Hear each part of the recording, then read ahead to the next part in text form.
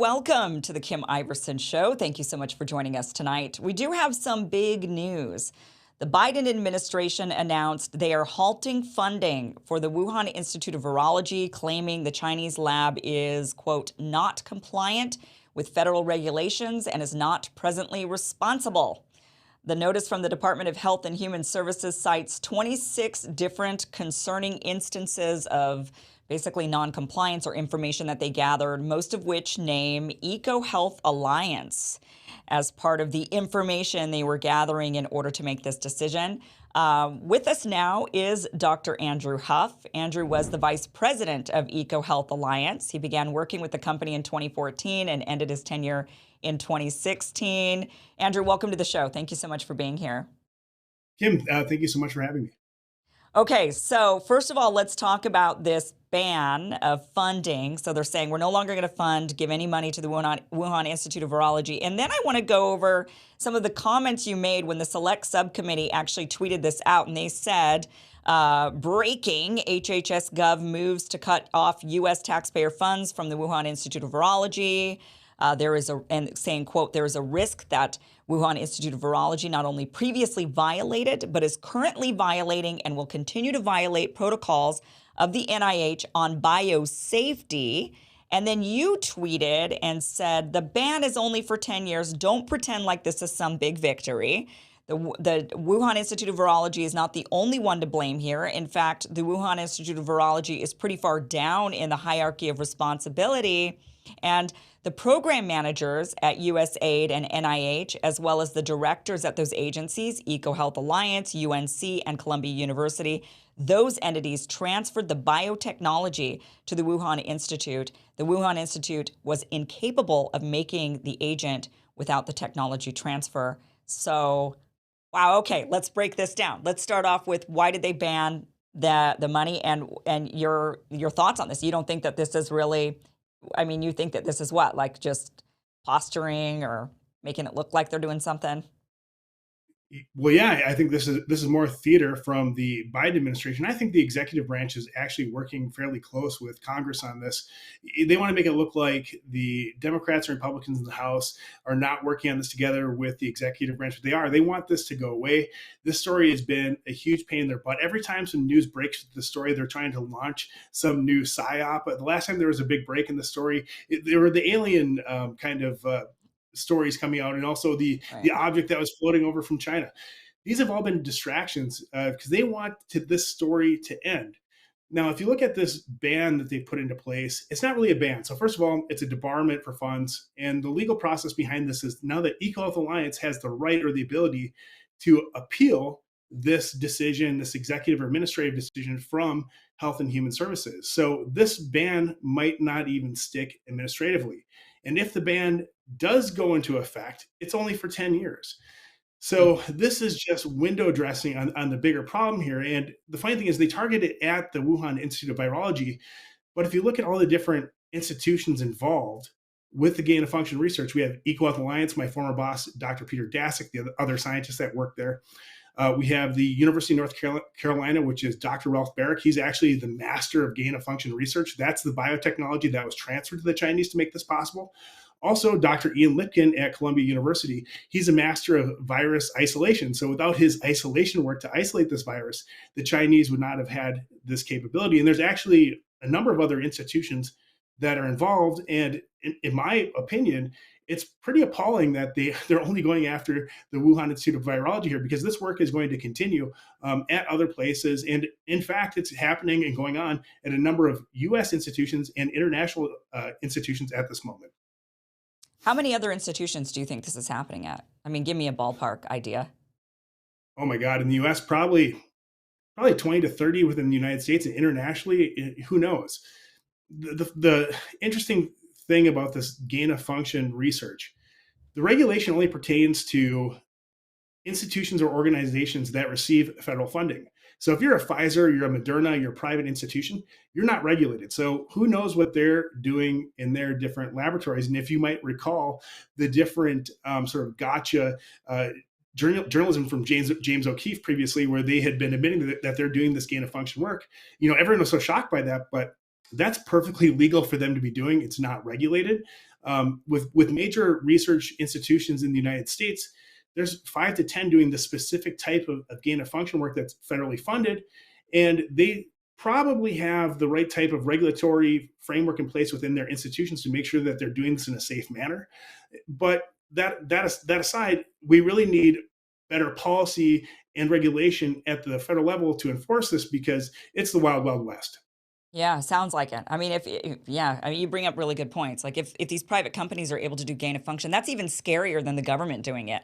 I mean, if the government does it, you have to then ask what would be their. I mean, I would think for maybe bioweapons or, but not profit motive. When you go into these private companies, they have a profit motive to pretend, especially after they saw how much money they made during the pandemic, right? They've got a profit motive to potentially release, a little something out there every 3 years or so, 7 years, once people get comfortable. And then, oh, here comes a new virus that you're just going to have to go and get a jab for. There's a huge profit margin there. So first of all, break down this HHS memorandum that they released saying that they're going to stop funding with the Wuhan lab. Why is EcoHealth Alliance named so many times throughout this, like the 26 different instances that they're pointing at? Can you explain that? And because EcoHealth is in almost all of them. Sure. So Eco Alliance, at least my understanding is that Eco Alliance has been the primary vehicle to transfer funds through from the federal government to the Wuhan Institute of Virology. So they do this with intermediaries. And so the principal investigator, the person in charge of that research, was my former boss, Dr. Peter Daszak. So Okay. he's at EcoHealth Alliance. They give him the funding to do the work. And then what EcoHealth Alliance would do is that they didn't have all the scientists working in-house at EcoHealth Alliance. EcoHealth Alliance. We had contracts with different research institutions to do the work, and we would embed our scientists with the contract or subcontract scientists to get the work done. So we had scientists working with Dr. Ian Lipkin at Columbia University. We had scientists working with Ralph Barrick at the University of North Carolina. We had scientists working with the Wuhan Institute of Virology. So the way that the money works, it goes to the primary contractor, and then the primary contractor, EcoHealth Alliance, would then sub the work out, sub the money out to the Wuhan Institute of Virology. And back to your earlier point here, you look at the profit motive here, and why people are engaged in this work, even for the academic institutions. This intellectual property is worth potentially billions of dollars. Wow. So if you're doing gain of function research and you create a new agent, and that agent happens to emerge and create a pandemic, you can transfer that biotechnology to a pharmaceutical company, and then you get a cut of the profit or a royalty from that type of business, I guess, arrangement. So the business or the potential for profit here, even for the academic institutions, is huge. Yeah. And Mm. this really gets back to the whole premise of gain of function research and why it's so silly, though, is the idea that humans can predict which infectious diseases will emerge and how they will evolve. And then we force that evolution. We force these diseases to have those traits. So then we can make a drug, a medical countermeasure, or a vaccine to counter it, is completely asinine. And this is a clear case, at least the emergence of SARS-CoV-2 and the COVID vaccine, is that they engineered and designed the COVID vaccine simultaneously with engineering the agent. And that's how the work is done. And the only way that that type of disease would emerge is if it leaked out of a laboratory or someone intentionally released it. And, look what happened. Millions of people are dead. Trillions are wasted. I mean, it's a real travesty. And I think the reason why Congress and the executive branch is in such panic mode trying to appease everyone is because they know that they have to do something. And, I think they're just trying to give people and give U.S. citizens just enough to make them feel happy. But if you're watching what's Yeah. happening on social media, people just keep getting enraged. Yeah, so you're saying that because even if they shut down funding for Wuhan Institute of Virology, there's several things going on there. For one, it doesn't mean that the institute itself is going to stop doing whatever it is they're doing. I mean, maybe the United States isn't funding it, but gain of function research is going to continue to happen because other countries are going to fund it, or other business or corporations or even foreign corporations are going to be funding this. So this is just to placate the public. This is just to make it look like, see, we did something. And then people might go, oh, phew, no more gain of function research. Like they'll make that mental leap, even though that's not actually the conclusion you could come to. So you're saying, though, that you mentioned that EcoHealth would actually, they're the ones who are going to fight this because they're the ones who are ultimately not, they're the ones who are no longer going to be funded. That's how, because they're the vehicle to get the money to the Wuhan Institute. So, what percentage would you say of EcoHealth Alliance's work is with Wuhan versus all these other labs? I mean, is this such a significant part for them that they must continue the funding with Wuhan, you know, or can they just pivot and go to other labs with money? Well, it's a big kink in the process for Eco Alliance in terms of how they would have their cash flow. So the problem for Eco Health Alliance would be a temporary problem for their cash flow, trying to pay out contracts, how they're doing business day to day. But the larger picture, this is probably won't have much of a dent on Eco Health Alliance, the organization. And based on what's happened here, so take a step back here. So we have Eco Health Alliance, Dr. Anthony Fauci, my old boss, Dr. Peter Daszak, the Proximal Origins authors, all engaged in this giant conspiracy together to cover up the fact that this was a laboratory leak and then this disease spread around the planet. And all these scientists should be facing disbarment academically. They shouldn't be allowed to publish. They should be allowed to receive any federal funding or state funding within the United States.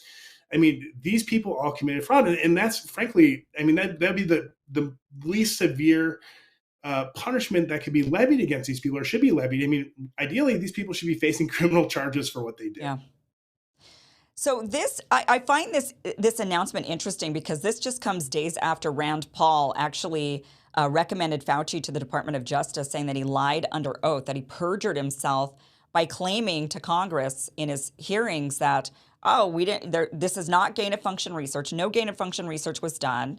Plus, Rand Paul, you don't even know what gain of function research is. Your definition's different than my definition. Suddenly. And then it's interesting that the Biden administration's Department of Health and Human Services puts this out there, almost corroborating. It seems like this is showing that, yeah, there was obviously gain of function research happening at the Wuhan lab through EcoHealth Alliance. And so Anthony Fauci did perjure himself. I mean, do you think they're throwing him under the bus? And then they're going to be, oh, yes. I think they're preparing to. So I think they're preparing to throw Dr. Fauci under the bus. I think they're also preparing to throw Dr. Daszak under the bus, my former boss. I also believe that they're preparing to throw Dr. Anderson and Dr. Gary under the bus. They're the ones who just testified last week right. about the proximal origin paper and then the communication that happened in the background. And over the past 2 weeks, other interesting things came out. So the person that reported to Dr. Fauci, Dr. Morans, who actually I had dinner with one time, these people were using secret communications, private email accounts, burner phones, all around the same time this proximal origins paper is being conspired with Jeremy Farrar, who's now at the WHO, about how to handle the situation, because if a lab leak came out of Wuhan, this would be catastrophic. And what they mean catastrophic to probably their own careers, not to the world, because I think everybody would have been able to handle what happened. So, with those people testifying last week, the next thing that happens is that the COVID Select Committee releases the private Slack messages from Dr. Anderson, which clearly show that they had all been discussing that this was likely a laboratory leak. They just discussed the characteristics of the agent, and they even discussed, why they have to shift the dialogue from being a laboratory leak to being a naturally emergence event based on pangolins. So this all comes out in the Slack messages. Somehow, reporters Talibi and Schellenberger get their hands on it, and they went on a tweet storm and they put out a number of great reporting on these Slack channel messages. And then shortly thereafter, that's when Health and Human Services, the Biden administration, debars the Wuhan Institute of Virology from funding because, these people have all been caught. And the real interesting thing that came out in the testimony from Anderson and Gary last week in the COVID Select Committee is that they were being pressured by the intelligence community. So the Office of the Director of National Intelligence, the FBI, the CIA, and the DIA were leaning on all these guys to say this was not a lab leak. Okay, so in the end, I think what most people are concerned about is, okay, they can maybe make these guys the fall guys. They all get thrown under the bus and everybody points the finger and says, woo, something's been done. But obviously nothing's really been done because really what people are worried about is something like this happening again. We're afraid of gain of function research. It seems really risky. It seems like they don't have tight controls over these laboratories. So in the end, I guess, as a scientist, do we need gain of function research? I mean, can there be See, then you say, okay, can the government say we're not going to do gain of function research at all, but then other governments are going to do it? So what do we do? It just seems like we're at a loss because we're not going to be able to control other governments and their research. We're not. I mean, what can we do? Are we just screwed? Yeah, so that's a great question. So at the international level, what we really need is a new international bioweapons convention, which disbars this type of gain of function work to make medical countermeasures or vaccines. And if everyone internationally was on that same playing field, this would all go away. That's very difficult. Okay. I don't foresee that happening. And plus, you have to get all the different nations to agree to it.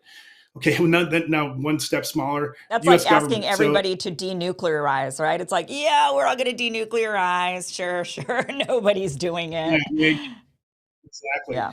Well, okay. So then if you look at Congress, there doesn't seem to be any appetite in Congress because let's face it, both sides of the aisle politically, both Democrats and Republicans, are backed by the pharmaceutical industry, either directly by the pharmaceutical companies or as part of being the military biodefense complex.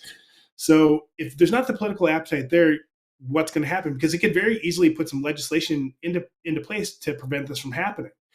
Well, if that doesn't happen, the next logical thing is we do it at the state level. And I'm actually helping several different states, and I'm the author of the bill to actually get a gain of function law passed. Now, even within states, there's going to be a lot of uphill battle with these bills, but there's a higher likelihood of those bills passing and becoming laws at the state level than there's at the federal. And if you get enough states to do it, even if you get one big state to do it, that will have a big impact. And eventually, I think the federal government will come around. Well, we can hope, but then we're not going to be able to get China to come around or, any of these other countries that may be doing gain of function research. I mean, especially China. I mean, I mean, clearly that's where the Wuhan Institute of Virology is. I'm sure they're doing many other experiments. What do we do about it? Sure, but remember the early premise of this. Gain of function research has no utility in terms of public health or biowarfare or bioterror response. Because remember, you have to be able to predict how agents will evolve, and if you can't predict without what your enemy is doing, what they're doing in secret, you'll never get it right. So Yeah. you're better off investing your biodefense dollars. And I've actually spoken with members of the Senate on this. You're actually better investing your biodefense dollars on response countermeasures than you are trying to build a new vaccine for some thing that you don't even know it is, which might exist. I mean, it's complete. It's a complete boondoggle the way that the system's set up. So nothing really changes. So if we ban domestic gain of function research in the United States and other people are still doing it, it doesn't change how we respond to a future threat. Okay. Dr. Andrea, thank you so much for being here and breaking this down for us and giving us better understanding and really not easing any of our fears. I mean, ultimately, like, okay, they're just placating us. That's nice. Like, that's the way it goes every time. So, but appreciate you being here. Thank you. Really appreciate it. Well, thank you so much for having me.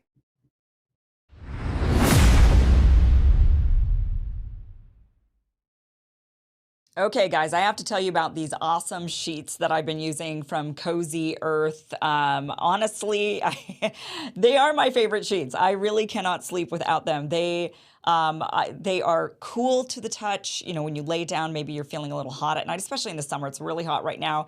And these sheets keep you cool. They are extremely soft.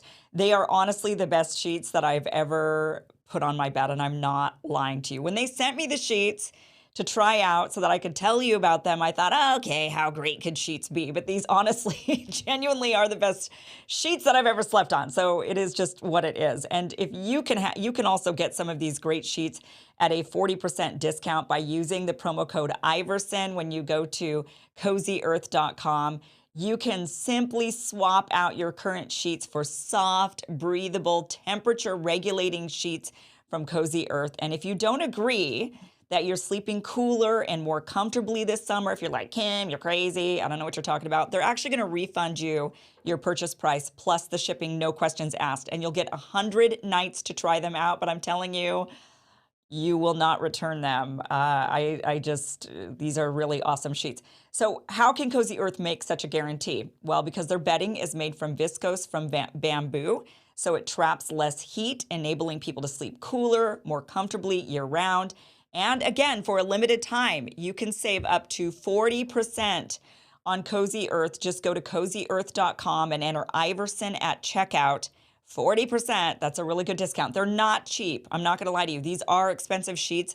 I swear to you, they're worth it, especially with that 40% discount. They're still pricey, but they really are worth it. Try them for 100 nights. If you don't like it, send them back. Full refund, no questions asked. Go to cozyearth.com, promo code Iverson. More Israel controversy to talk about. Today, there was a joint session of Congress where the Israeli president, Isaac Herzog, this is not to be confused with Netanyahu, the prime minister. They've got a different system there where they've got a prime minister and a president. Well, the president spoke to members of the House. The president of Israel is more of a ceremonial position. They're elected for a single 7-year term. They do ceremonious things like sign laws, they endorse ambassadors, they appoint people to certain government positions, and they can pardon or commute some sentences. But the Israeli parliament, called the Knesset, really makes the laws. And then the prime minister, which is currently Benjamin Netanyahu, is really the one in charge. Well, Biden has been dragging his feet to invite Netanyahu to the White House and only finally did extend an invite one day before President Herzog showed up to Washington. And the reason that Biden's been reluctant is because the White House right now is pretty disapproving of some of the things that Netanyahu is pushing for. Not to do with the Palestinians, of course, but mostly having to do with judicial reform that's been causing mass protests for the past 5 or 6 months in the country. Essentially, Netanyahu is ripping the checks and balances of the courts away.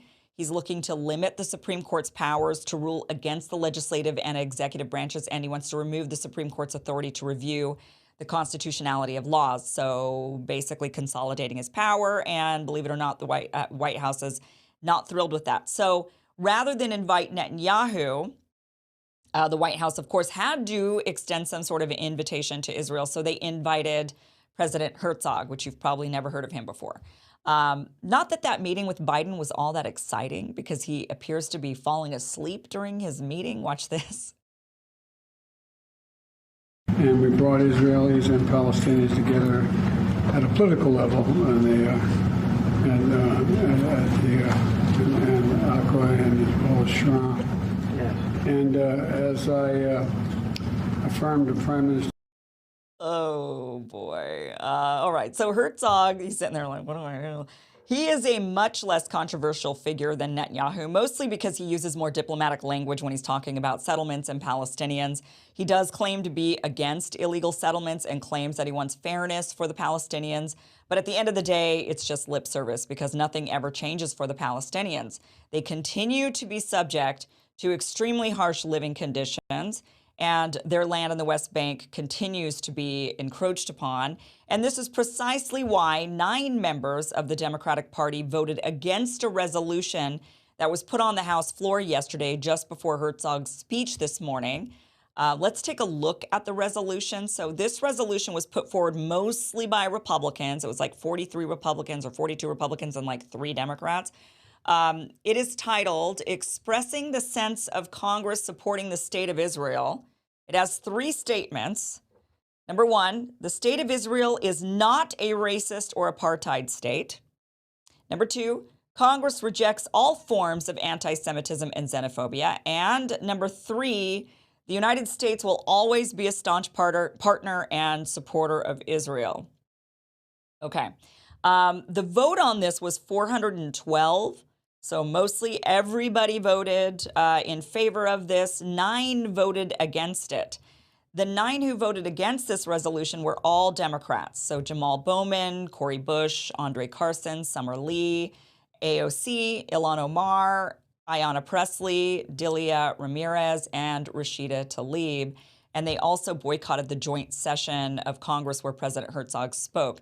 Now, Jamal Bowman wrote in his press release, "My decision to not attend in no way stems from a lack of support for the existence of the State of Israel. On the contrary, it is out of concern that there is no sense of urgency about ensuring the safety and security of all Israelis and Palestinians in the region and finally achieving a 2-state solution."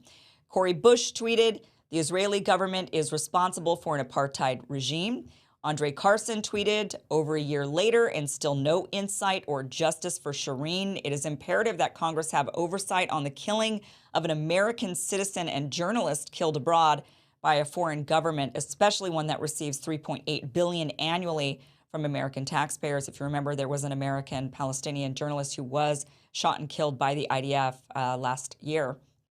Summer Lee tweeted, "I cannot vote for unconditional support of any nation state."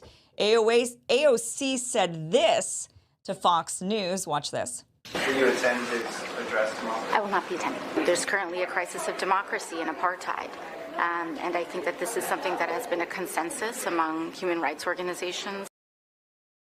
Okay, Ilhan Omar, she tweeted, "I'm voting against this resolution. It was designed by MAGA Republicans to target and shame a colleague, Pramila Jayapal, for comments which she apologized and clarified." And if you remember, Pramila Jayapal was speaking, and she called Israel a racist nation. There was protesters that showed up at a speech at a conference that she was giving a speech at, and she said, "Look, we know Israel's a racist nation." So she was called out for that, and that is why this resolution went to the House floor. It was because after Pramila Jayapal's comments of calling Israel a racist nation, that's when these Republicans got together and Israel is not a racist nation. That's like the resolution. Okay, so Ayanna Pressley issued a press release that stated, quote, "I will always stand with our Jewish neighbors against the very real and overlapping threats of racism, anti-Semitism, and white supremacy. I continue to have serious concerns about the escalation of state-sanctioned violence in Israel and anti-democratic policies that undermine the rights and liberties of Palestinians and Israelis. While Republicans in Congress govern with chaos and contempt, I remain squarely focused on dismantling racist and discriminatory policies at home and abroad." Delia Ramirez tweeted, "Anti-Semitism is real, deadly, and I wholly condemn it. I firmly stand in solidarity with all who work to uphold the human rights and self-determination of Palestinians and Israelis as co-equals. Because lives and democracies are at stake, that is why I voted no." And Rashida Tlaib, she is a Palestinian American, the only Palestinian American in Congress. She has Palestinian family in Palestine, and she gave this very passionate speech to Congress. Watch this. "I am the only Palestinian American serving in Congress, and I have family members all throughout the West Bank and what many people call the illegally occupied territories.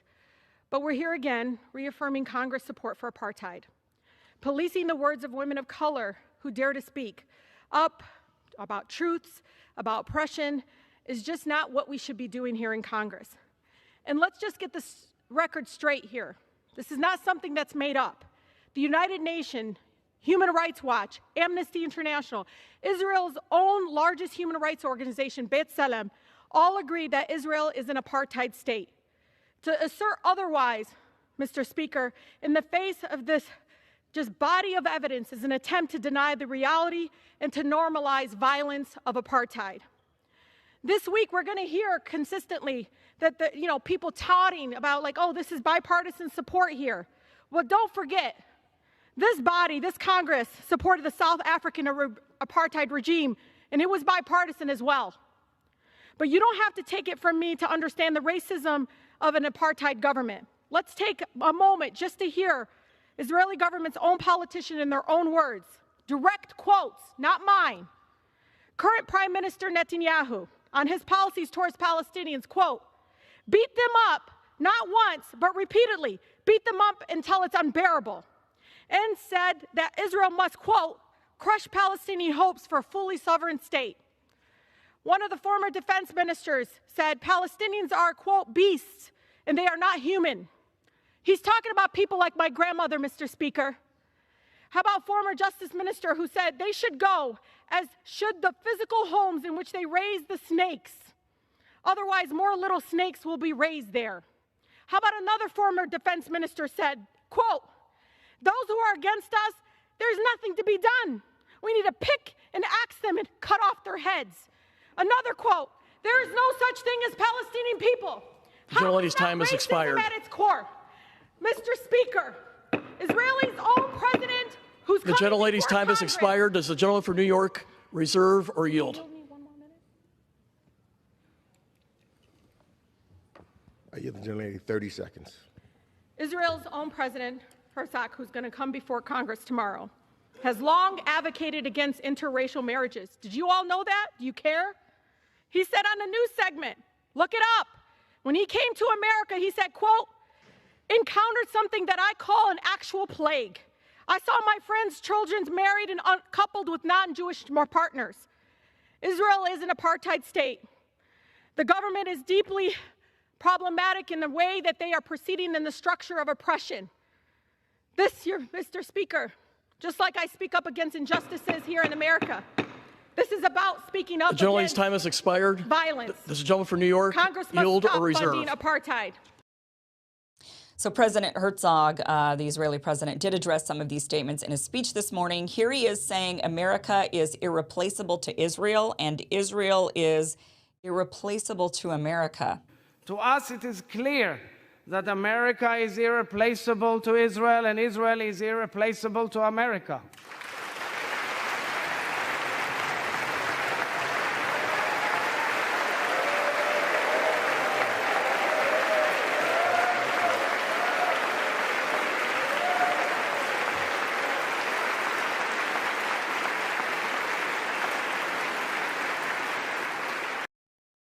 Very odd to really be pledging allegiance to a foreign country. We are one, basically, is what he says.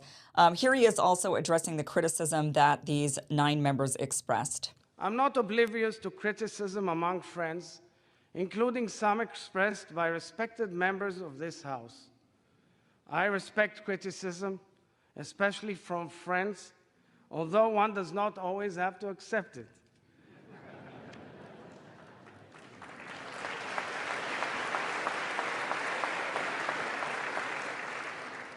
But criticism of Israel must not cross the line into negation of the State of Israel's right to exist.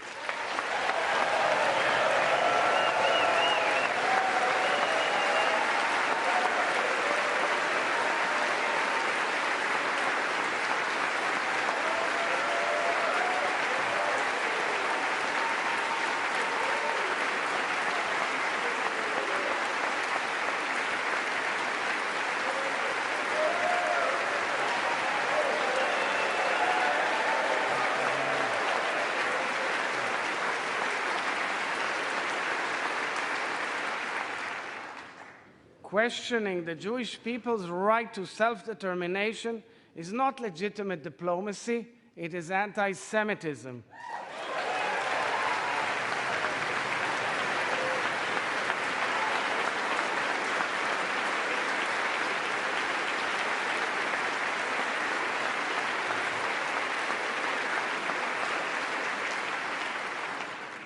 Vilifying and attacking Jews, whether in Israel, in the United States, or anywhere else in the world, is anti-Semitism.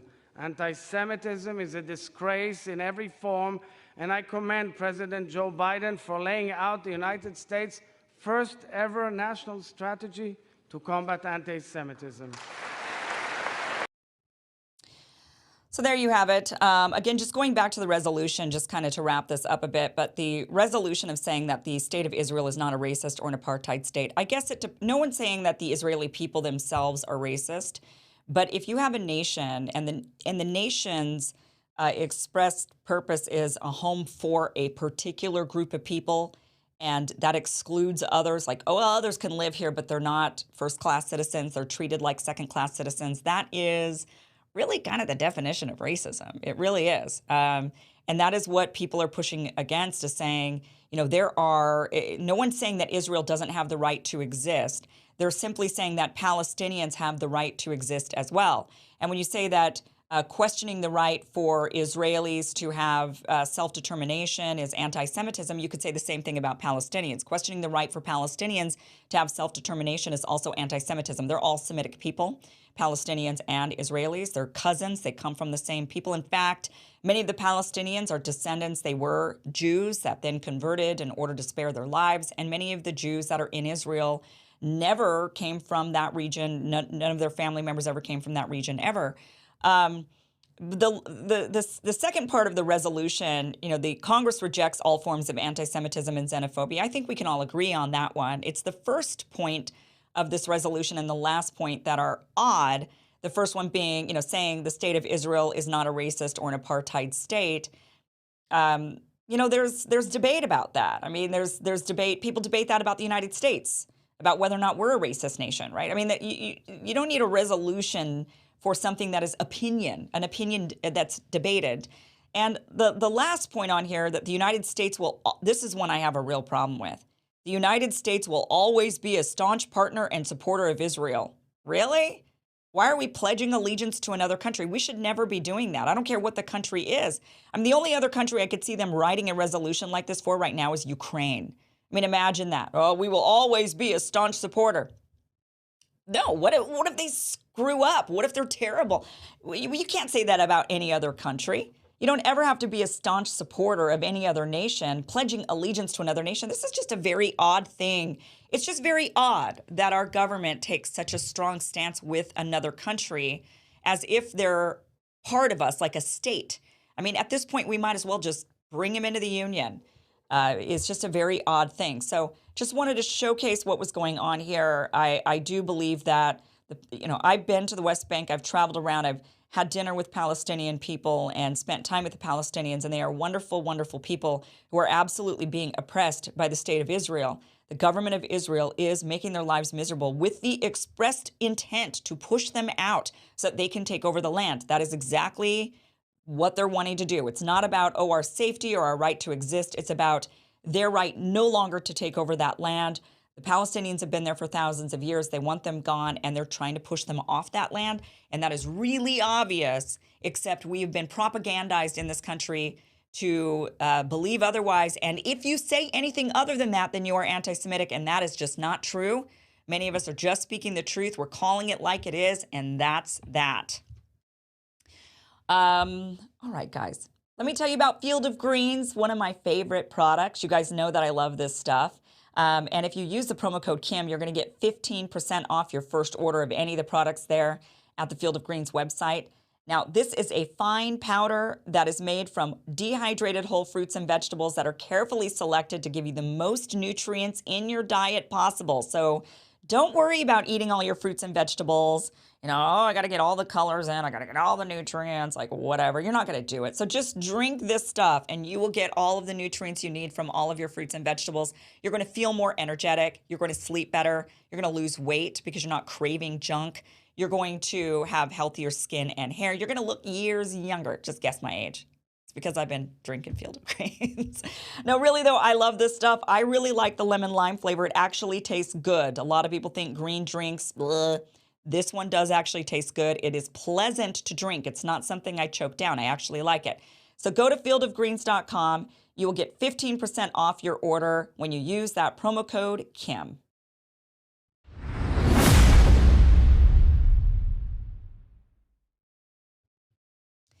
Well, the American dream seems to be at risk. Fewer people are able to afford homes, new cars, or even vacations. People's money isn't going as far as it once did, and wealth is accumulating into the hands of a few Wall Street and big tech billionaires. On top of this, we have global elites at the WEF telling us that soon we will own nothing. But don't worry, you will be happy. With us now is Carol Roth. She is a recovering investment banker and author of the new book, You Will Own Nothing, Your War with a New Financial World Order and How to Fight Back. Carol, welcome to the show. Kim, so great to be with you. So, one thing you mentioned is that back in the day, and maybe we could even argue it's still somewhat going on, but countries would go and conquer other countries in order to gain wealth. That was how the elites did it. They would show up on the shores and they would try to suck out resources from people that were weaker and less equipped to fight back than them. But now it's shifted. And instead of showing up on some foreigner's shore, they're coming after us. Is that what's happening? It really does feel like that. And I've been calling it World War F, sort of a financial world war where you are effed, if you can say that. And the reality is that we have seen sort of this wholesale transfer of wealth from Main Street to Wall Street. We've seen it happen with the debasement of the currency. We've seen it happen by monetary policy that's really given a leg up to those who are wealthy and well connected and has crushed the middle class. you started the segment talking about something like home ownership. Yeah. That is the symbol of the American dream. When you think about that, what do you picture? You picture the house with the picket fence in front of it. And there's actually a good reason, in my opinion. The house is typically the largest asset on household balance sheets across the United States. So the way that households get wealthy is through this home ownership over long periods of time. What's happened in recent years is we've seen things like, after the Great Recession financial crisis, where the big banks were bailed out and almost 6 million people lost their homes to short sales or foreclosures, that there was really this differential between not only the way they were treated, but what happened after. The Fed policy after that, the suppression of interest rates, this printing of money, it gave just an enormous amount of incredibly cheap capital to Wall Street, and they drove up the asset prices of everything. So if you had an asset, that was great for you, you're wealthy, that inflated. If you were just trying to get by and earn a little bit money on your savings, that wasn't working out so well for you. But what happened is those investors, after they drove up the prices of all the assets, then they said, well, what else can we do here? And they said, oh, single family homes. Before 2010, there was no meaningful institutional capital in the single family home market. Now, by end of 2022, about 1 in every 5 homes was purchased by a corporate investor. So that is a wholesale transfer of wealth. And what they're doing, obviously, they're not trying to make it better so that you can buy it and accumulate wealth. They're trying to rent you the American dream so that you, middle class person, don't no longer have this wealth creation opportunity. And that money is going directly to Wall Street.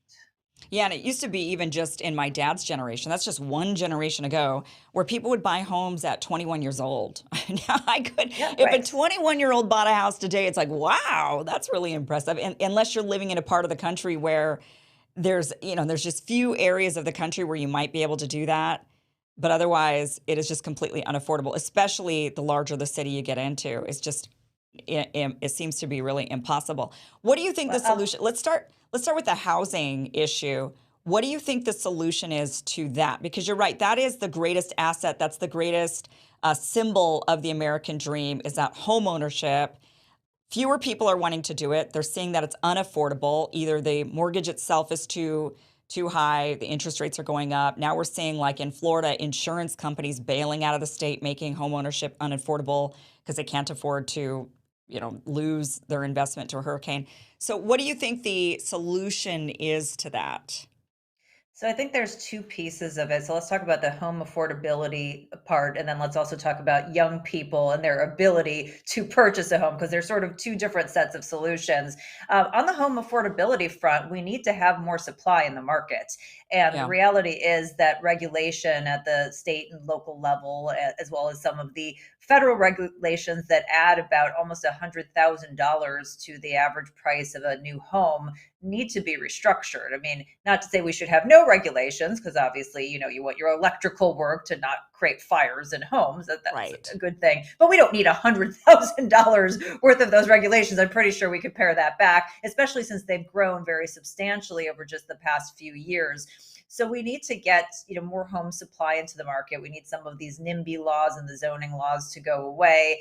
But we also need to fix the labor market, because one of the reasons why you can't get homes built is because we can't find laborers who are able to come in and to do these things. So all the central planning that we've seen has really created those issues. I do think individuals and housing associations can also fight back in terms of what you're doing vis-a-vis these corporate owners. I've talked to several people recently who said, hey, when I sold my house, there were several bidders on it, and the highest one was that corporate bidder. They've got all cash. They don't need to apply for a mortgage. They don't need to even walk the property, because they're not going to live in. There isn't that emotional tie. I know, I want you to get the most you can for your home, but is it worth that extra couple $1,000s to turn that over to a corporate buyer who may take that out of the market and out of supply forever. So that's just a little thing you can do. Housing associations have also been pushing back by requiring approvals and the like in order for a renter or a corporate buyer to come in. And I think it makes a lot of sense because as we talk about other components of the book and things like social credit, even imagine if you don't own your home and all of a sudden you say the wrong thing on social media. You can be dragged off social media right now, your bank account. You don't want to have that happening with your home too. So that's sort of one set of solutions. I think the other piece that we should talk about, Kim, for young people is that part of the reason is housing affordability, but part of it is that their balance sheets have been wrecked. And their balance sheets have been wrecked by predatory government lending. Once the government took over college lending, they basically enabled a wholesale wealth transfer from Main Street, or from these young kids to colleges and the college administrators. So if you have taken out 5 or 6 figures of debt for some sort of a degree that doesn't pay itself back, now how are you even going to think about investing in anything, let alone a house, when you're saddled with all this debt? Yeah, college loans definitely is a big topic, and there's obviously there's a big debate about that. There's a lot of people that definitely do not want to see any forgiveness of college loans. They say, well, you did it to yourself, so you have to pay that back, even though we're talking about 18-year-olds who are and also, so this is I have such a middle of the road view on this one a little. I do have college debt. I've paid off quite a bit of my college debt. I wouldn't mind seeing young people have their college debt completely forgiven. But you're right, the system is broken. And from my viewpoint, when the government started allowing these loans, the banks just were like, oh, awesome. I mean, if they're going to be government backed, then I have no reason not to give out loans to these young people, right? If you're the bank, it's like, oh, great. Well, it's actually worse than that. The government nationalized most of the college lending business. So they actually took it away from the bank. The government is the one making those loans directly right now. Yeah. And that has So further then- enabled the explosion of costs. Right, because then universities are like, well, if the government is just going to pay for this, then we can just charge whatever the heck we want. Exactly. And it's like government contractors that are sucking the military industrial complex dry, charging $2,000 for a screw, right? And now you've got colleges essentially doing the same thing. It's like, look, you don't have new buildings. The books aren't any different. The knowledge hasn't changed. Why suddenly is the tuition 5 times the price than it was in our parents' generation? I mean, the tuition has skyrocketed. But, I hear the argument often from, on both sides. Obviously, I hear on the left people say we've just got to forgive college loans, but that doesn't correct okay, so you do it for one generation. What happens to the next generation? How long? You can't keep doing that. We have to correct the system. But then I hear people on the right say, well, college is a scam. You don't need college. And I'm thinking, wow, that is the fastest way to make our country dependent on China and India. You want to do that? You want we have their engineers, their doctors. Anybody who's educated is going to have to come from a foreign place if we really, truly hammer into the young people that they don't need a college education. That really puts us, I think, on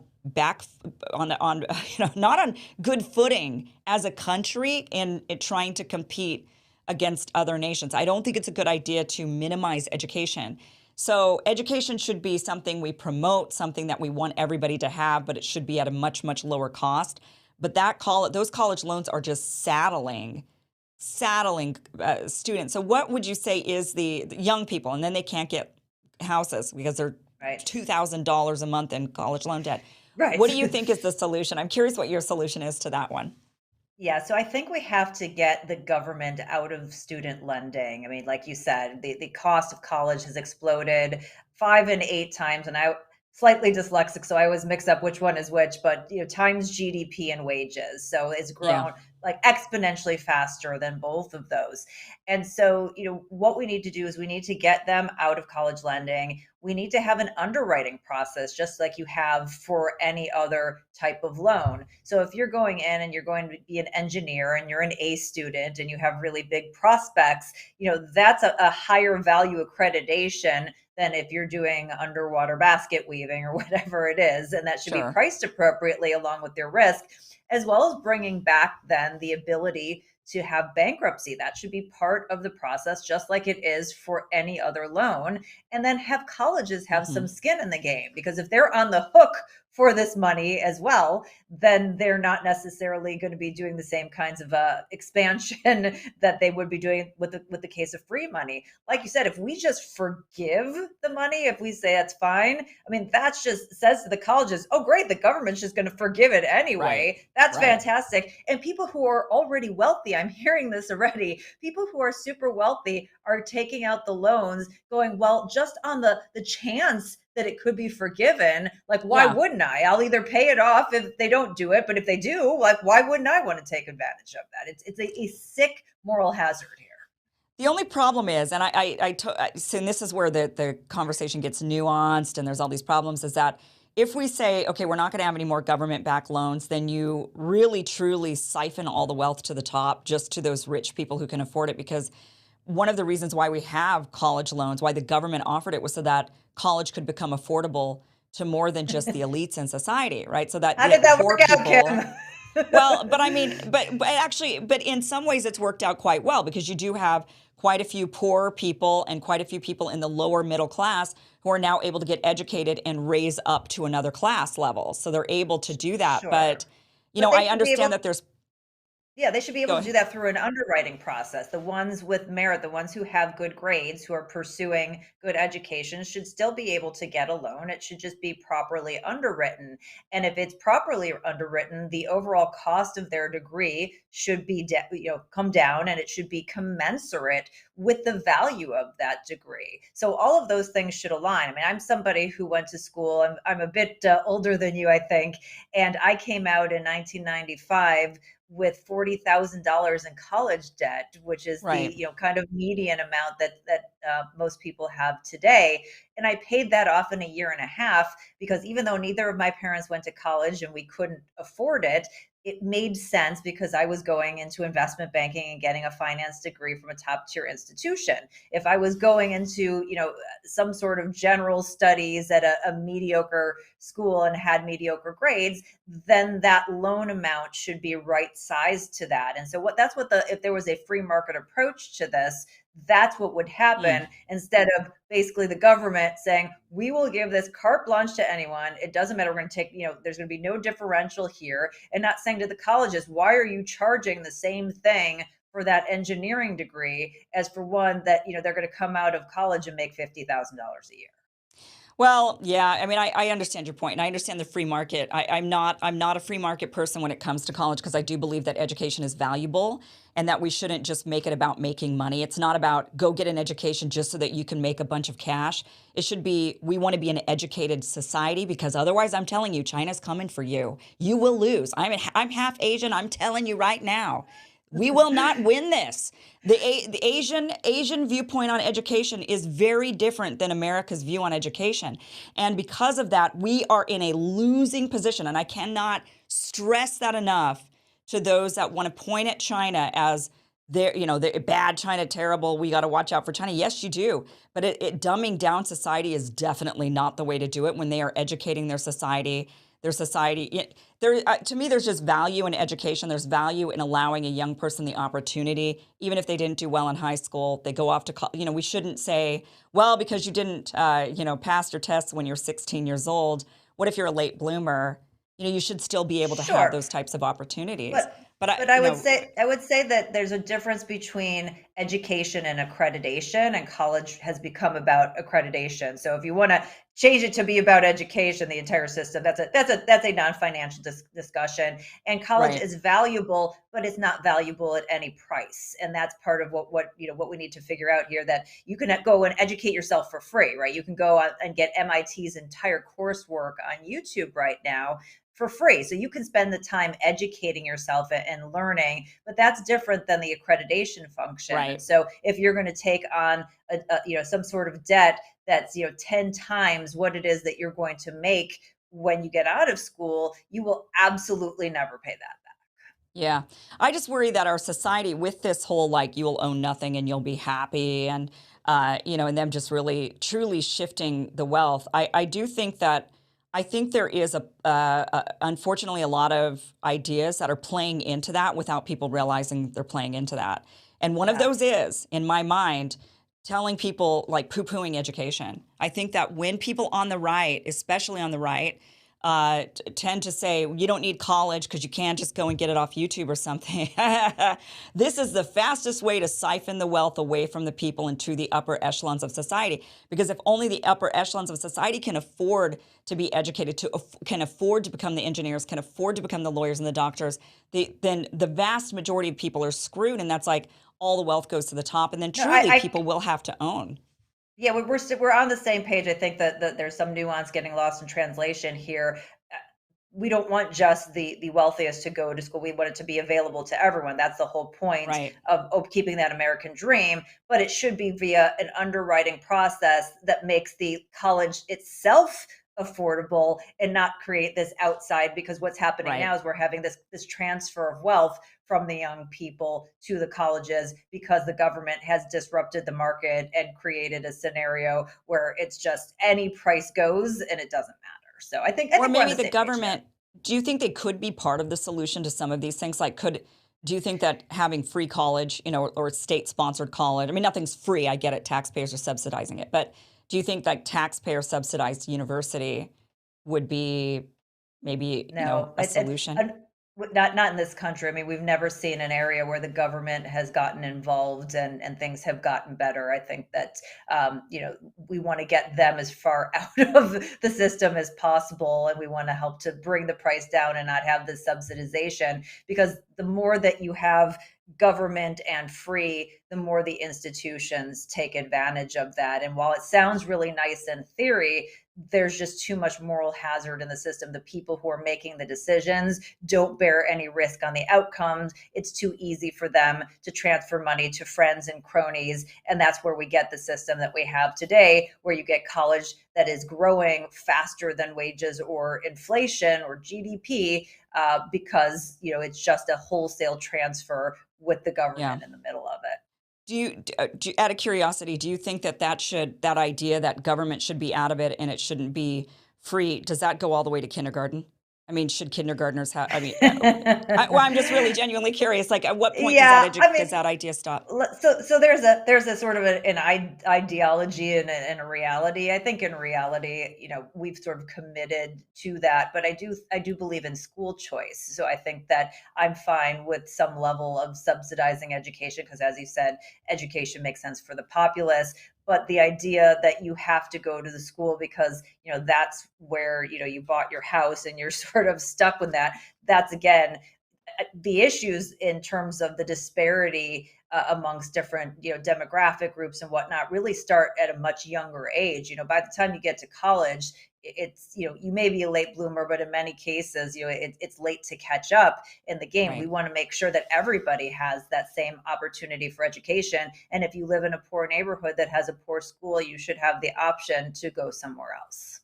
I'm curious, going back to the housing, we're talking about these corporations coming in and buying houses, and Yeah. and I would even say foreign businesses or foreigners that are coming in from other countries that are buying houses, not those that live here that immigrate, but just really are Sure. truly looking for investment. Do you think this is?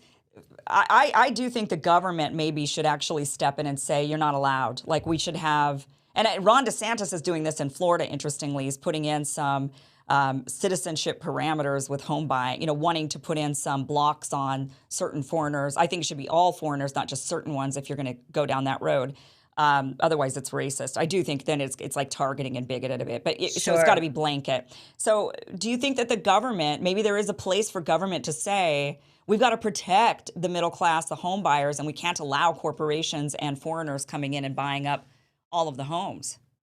So, these kinds of things, always tend to go too far, but I do think that maybe there's a restriction level that if, and obviously you have to come up with a formula that makes sense. And I have not come up with one. So we're just kind of spitballing here, but Yeah. that, if the housing affordability is, at X percent of income or whatever, and there's not enough supply in the market, I mean, obviously it would just be easier to get more supply in the market. But if that is the Right. case, then for a period of time, we should be blocking, too many, a certain number of corporate investors and certainly foreign buyers. You want to have some level of at least mom and pops in there. There should be some level of rentals because not everybody, someone might move from one place to another for a period of time. You want to have a little bit of flexibility and not have a good deed go unpunished. And that's where the challenge comes when you start with regulation, because it always tends to go too far. Or we have to stop this, and they don't think of all the use cases, and then it completely disrupts the market. So there's probably a smart approach, but I'd like to see that done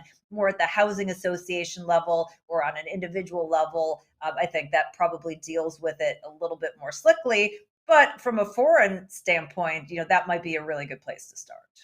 Well, a lot of countries have foreign, limitations on foreigners coming. China, for example, you can't just go in there and buy a house. Right. Vietnam, you And, can't do it. Canada, I talk about Canada in the book because their affordability problem is even worse than ours. And so they've actually put a mandate in place that's no longer letting foreign investment into the country for a mandated period. And then they're going to reevaluate it. Wow. Yeah, I know Mexico, like you can buy a house down there, but you can only own it for 99 years if you're not a Mexican, and then you have to give it back to the government or something. You have to sell it or something. So, a lot of countries have these kinds of laws. I mean, it's really, what I like is that you're really bringing attention to this because this is a real problem. I mean, we might have different solutions. We might have different ideas on how we come to, but the fact is we need to be talking about this. We need to be shedding light on the fact that the money is being siphoned off, that the elites have this agenda of you're going to own nothing. You're going to be renting from all these corporations, from all of these elites that are out there. And that is a giant concern that I think many more people need to be absolutely aware of. And so great thing that you are bringing awareness to this topic, and people can, because really, if we get control back and then we can have these debates, right? Then we can say, well, how should we solve the problem? Right. But right now we're up against the elites. I mean, there's no, how do we even solve it? We're up against a big force that we need to have everybody aware of. And the more awareness, then we can all say, hey, wait a minute, I'm not buying into this. That's what. Absolutely. I mean, this is across the political spectrum. It's one of the interesting things about this book is A, that I'm taking the conspiracy element out of it and bringing these statistics and facts behind it. But B, I've had conversations with everybody from super progressives to like ultra conservatives, and everybody's really concerned about this, as they should be, and wants that plan to fight back, because it really is this us versus them mentality. If you think about the prediction, you will own nothing. It doesn't say will own nothing. They're not including themselves in that. They're saying you'll own nothing. And oh, by the way, they're saying you're going to be happy. They want you to buy into it, because going back to that war analogy, it's much easier if they don't have to force this upon you. If you just go along with it and go, oh, well, it's easier and better for me to just give, my house money to Wall Street, and then I don't have to worry about calling the plumber, then they win, and they didn't even have to lift a finger. Yeah. I mean, it's really scary when you think about it. But, the book came out yesterday, You Will Own Nothing, Your War with the New Financial World Order and How to Fight Back. And I think you do have some, great ideas on how people can fight back against the tyranny that is coming for us all, unfortunately. Carol, thank you so much for being here. Great conversation. Yes, thanks so much for the conversation. I really enjoyed it.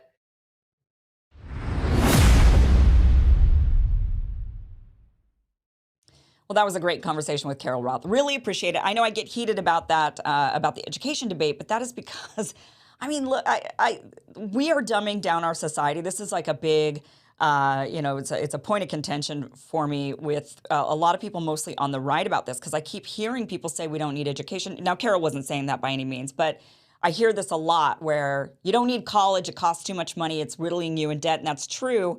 Those are really good points, but we must be an educated society or we cannot compete. I cannot stress this enough. And I'm telling you, if I were China, let's say, and I were trying to wage war against the United States, if you really believe that's happening, and if I were going to try to wage war, the first thing I would do is I'd go whisper to a bunch of people, you don't need education. You don't need education. And then go tell everybody, college, it's just making you broke. Don't get educated. That is the fastest way to defeat a country, because you just dumb them down. You will be dumb and you will be happy. That is the fastest thing. I know a lot of you will disagree with me on that. You say you don't need college, but you do. If you want nice roads, you want buildings, you need architects, you need teachers, you need doctors, you need nurses. Most jobs that are out there that make society function need education. Otherwise, we will all be, I mean, we can't all be laborers. You know, we need laborers, but we can't all be laborers. We need everything in society, and it's also really important. But just wanted to make that point. But email me your thoughts. I love hearing from you, kim@kimiverson.com. I know many of you disagree and will say, no, you don't need it or whatever, but I do think that it is a form of warfare to dumb down society, to keep a society stupid. You can control them a lot easier that way, that is for sure. So not saying without college you're stupid. Don't misinterpret that. I'm not saying that at all. Like I said, we need all types in our society, and in order to be robust and equipped to compete in the world stage. All right, guys. Well, I want to tell you about forpatriots.com. This is a company that's dedicated to helping Americans prepare for whatever comes their way, whether it's a natural disaster, another pandemic, knock on wood, or even just supplies to get you through summers and winters. 4Patriots has the products you need. They offer a wide range of survival gear like thermal blankets, generators, and water filtration kits. They also have many choices of survival food kits that range in size from 72-hour kits to a 1-year supply of food. I definitely think every household needs to have at least 90 days supply of food for everybody in your family, because you do not know what natural disaster or global catastrophe, or you never know what's going to happen. So it is a really, really good idea. If you're worried about the summer's heat, they also have a solar generator that's going to help you endure rolling blackouts, because those always suck. They even sell a nice little portable air machine. They have home and garden and camping gear. Check it out, forpatriots.com. Use the promo code Kim at checkout for 10% off your order. All right, guys, that is it for tonight's show. Thank you so much for watching. Really appreciate you being here. Again, email me all of your thoughts, your ideas, your complaints, your gripes, whatever you want to say. Email it into me, kim@kimiverson.com. Always love hearing from you. Otherwise, guys, we will be back tomorrow night with another great show. Same time, same place, 6 p.m. Pacific, 9 p.m. Eastern. Until then, have a great night.